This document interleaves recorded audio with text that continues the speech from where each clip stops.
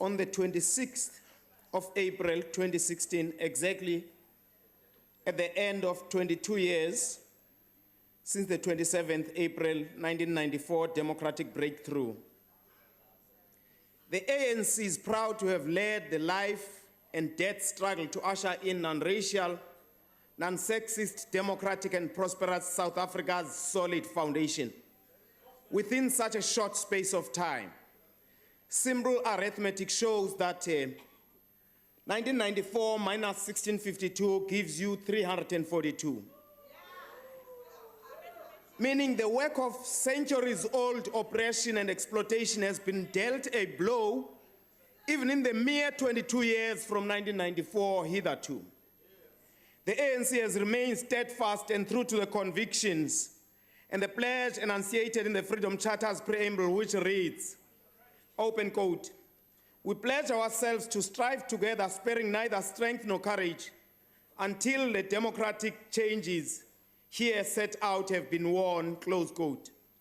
From this, we can deduce that the struggle continues, or in Portuguese famous phrase, a luta continua, so to put it.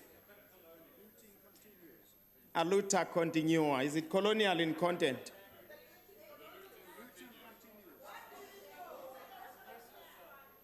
We would like to emphasize, just starting with encouragement to our own ministry and department, to emphasize on rural development, that the rural development's share of the budget cake seems to be declining over the years as a proportion of the overall department's allocation slice.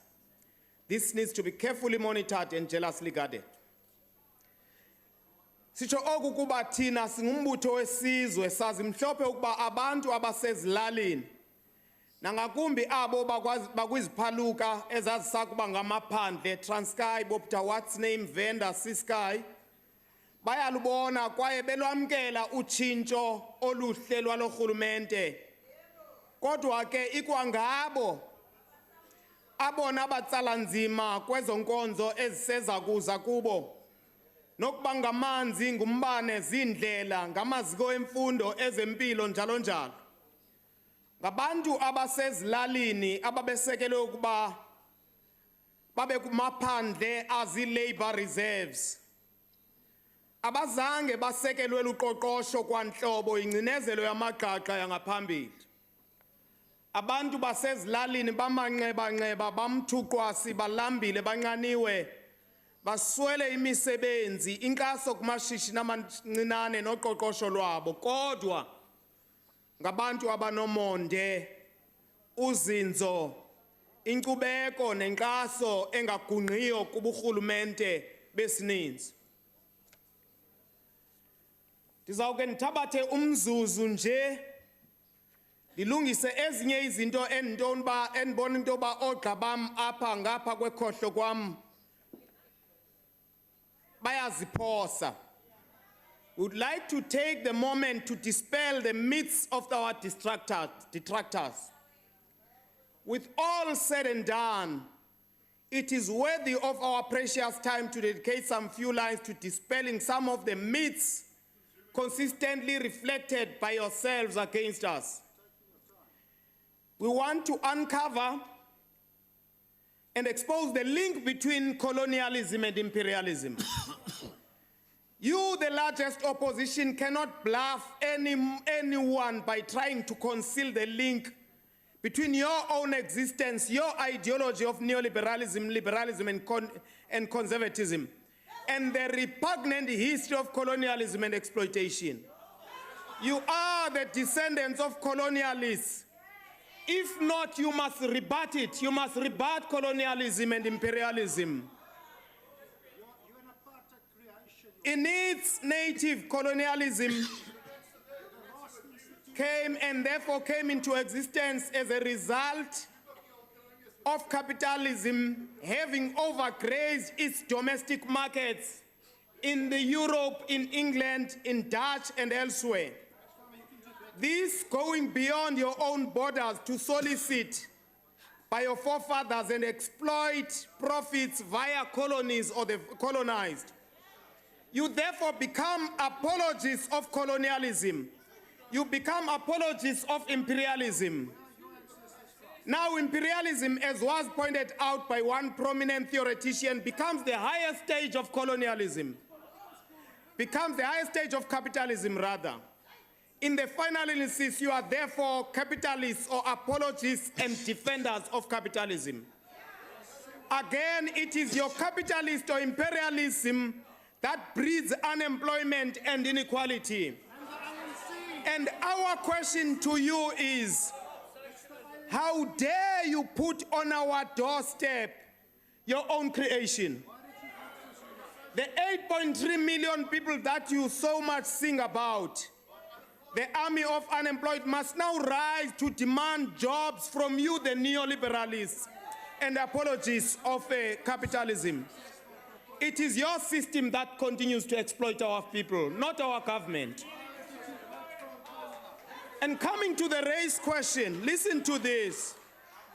We once referred you to the relationship between the class and race. And we generously referred you to further readings on the works of the patriotic duo of your skin color, the duo of Ray Alexander and Jake Simons on their works on race and class. The question we ask today is, did you read it? Main opposition. Where do you get the morality and audacity to venture into the subject of the system of your historical oppression and exploited the black majority? You are now very keen. You want to go into the black areas, so you speak, and so you determined. You must realize one thing, and the people must realize one thing about you. They must ask a question. What demographics do your benches represent here in Parliament? The black people must vote you, but your benches do not reflect the demographics. Honorable Mnguni, take your seat. Take your seat. Honorable, stay. I want to ask, Honourable Chair, through you, if the Speaker are racially classifying us here, or what is he doing with that question? Well, thank you. Honorable Mnguni, proceed. Thank you very much. I talk demographics. You may wish to ban it. I'll find another term. I am saying, what demographics do your benches reflect in this House?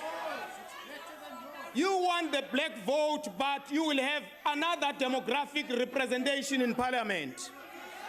Our people cannot be fooled. They can see the truth.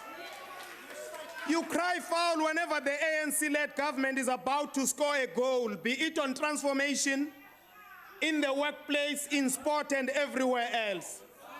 And thank you to the ANC ministers, Oliphant, Mama Oliphant, and Fikile Mbalula, for putting the foot down and demand that transformation now, not tomorrow. We will not host anything for those white sporting codes to make a reference to some of your comfort zones in rugby, in cricket, in netball, and so forth. We leave you at that. There is a missing army, pseudo-army of red overalls. We've seen them time in and time out. They have survived on anarchy in this august House. They have survived on creating disorder and havoc. And now we hear of late that they are talking war. They are sometimes your partners. They are talking war now. They say they will take South Africa through the barrel of a gun. We are laying charges against them. That is treason. Go and tell them. We shall meet them in your courts. We shall meet them in the courts. In fact, one of your own, Janus Walus, wants to get away with murder, and today the courts prove that he cannot run away with murder within 22 years. Janus Walus is going to rot in jail, or he must speak the truth. Honorable Mnguni. Honorable stay. Chairperson, in the first place, I just want to say... Honorable member, let us listen. Let us hear Honorable stay. Chair, The speaker is misleading the House. Mr. Valus is not having membership of the DA. He's racially classifying us again. And I understand why, Chair, because he said it's our courts. Obviously, we can see the ANC does not believe in the Constitution and the courts of our country, and I can understand why. Achtbare voorzitter, punt van orde.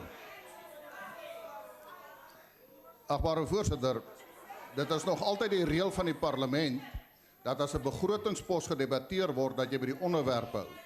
Hierdie is 'n grondhervormingsdebat, nie 'n sportdebat of 'n justisiedebat nie.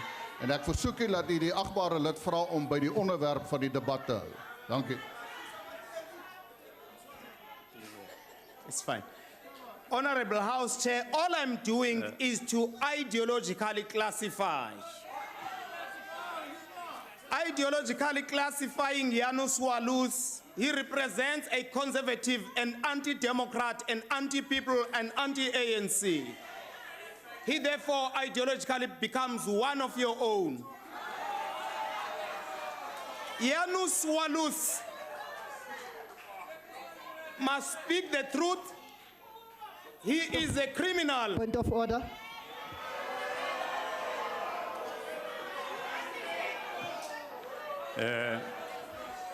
Is the speaker okay, relevant to the topic? No, Chair?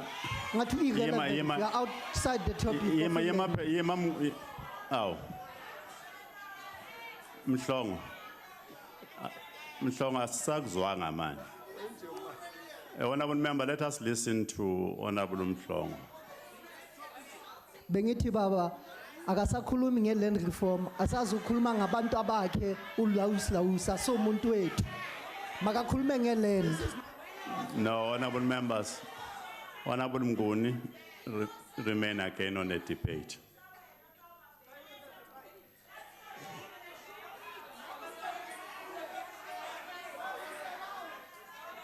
Thank you, Honorable House Chair. The ideological underpinnings of the main opposition being neoliberalism with strong tints of conservatism must be exposed for what it is. You will never understand the land question unless if you understand colonialism and unless if you understand its links to imperialism. That DEIC and those three ship, the Wachter, the Whopper, whatever here in the Cape, that's the beginning of colonialism, which was itself driven by the DEIC and imperialist agenda. Whatever. There was nothing about them anyway. Honorable House Chair, Honorable Mhlongo, who spoke here for the DA, thank you that they managed to get a person like him. Honorable Mhlongo talks about title deeds in Johannesburg, but he doesn't tell the nation that he was a councillor there in Johannesburg, and therefore he failed to deliver title deeds himself. He simply... Honorable Mnguni, take your seat.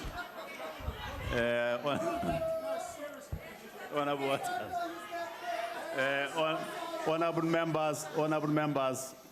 members, I think we are delaying ourselves unnecessarily. Yeah.